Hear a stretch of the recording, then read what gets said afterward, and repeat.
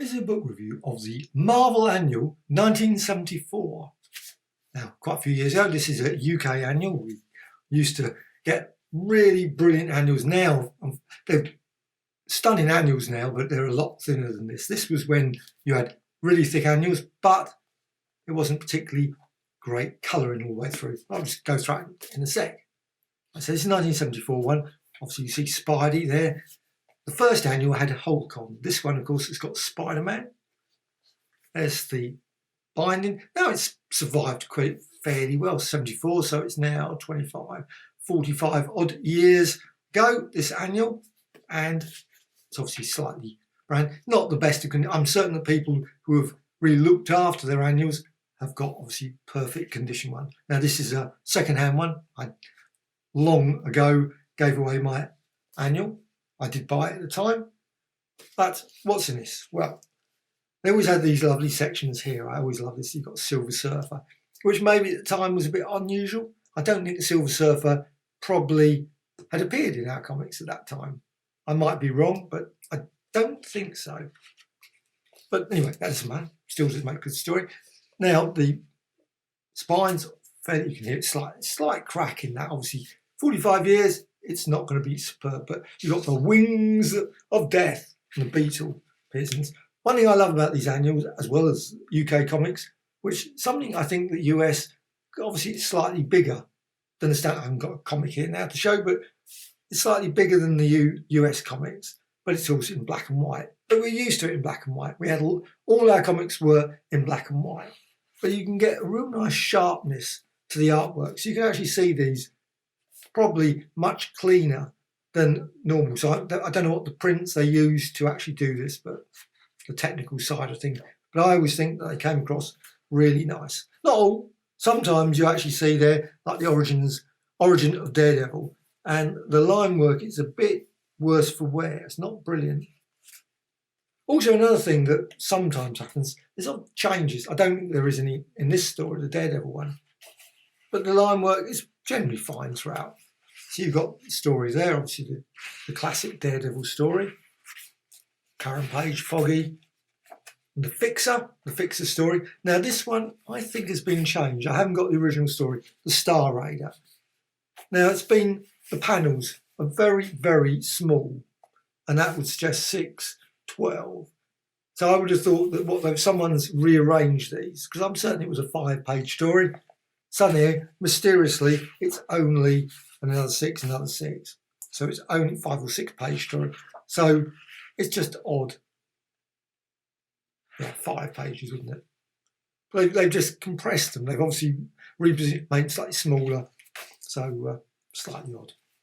I don't know why they did that. It just ruined it slightly, but it's still pretty decent all the same. I think that's a great story. Steve Ditko is always great.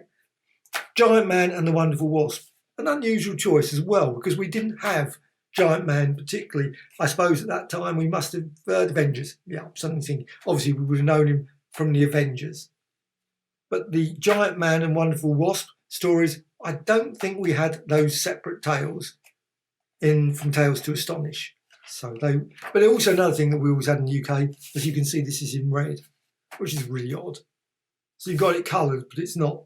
I don't know why they just didn't leave it in just standard black and white. Makes no sense, doesn't add to the story. And also, because it's an undersea story, it's got Atama, or you want to pronounce his name. Why not do it in blue, light blue or something, or a greenish blue, turquoise, for the sea? No, we do it in red. How odd. Odd choice of colours. But I suppose Giant Man's, maybe that's what they worked on. Giant Man's, obviously, costume is. However, also you've got this lovely, brilliant, a bit behind the scenes of Giant Man. And then you got into Spider-Man again. Then came Electro. I love that story, the Electro story with Spidey. And again, very, very sharp quality design there. Really, really. Then you go into weird jump from a couple of fairly, quotes, at the time, they were fairly new stories. Obviously, I think it was a Spider-Man 87, 86, whatever, that sort of period. Can't remember exactly, for the Electro story. But then you got the Living Brain, which of course is an early Ditko. And well, still, it's fine, but I love that story. The story was great. It really gave an opportunity for Spidey. Obviously, it was in college. You had the Flash and Liz and all those characters, and it was great. The origin of the Hulk, and then you got the Incredible Hulk here. Oh no, it's actually not the Incredible Hulk. At this point, you've actually got the Fantastic Four.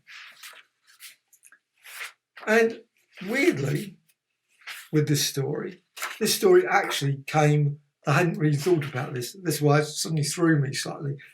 It's actually called The Incredible Hulk up here. Hang on, this came from the Fantastic Four story. This was the Fantastic Four one with the Thing, obviously. And they've suddenly made it look like it was a Hulk story. Yeah, a mere quibble on that. But it's just, they often did that. They changed the storylines a bit. And then you've got at the end, obviously you got all the way through to the end, and then you've got all about Spider-Man. You've got the end pages there.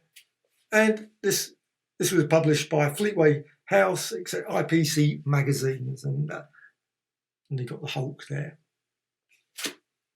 Actually, thoroughly enjoyable. I love this annual. Fleetway annual, as it says there. And Marvel annual, 1974. So, if you can find a copy, definitely worth checking out. Great bit of nostalgia, definitely.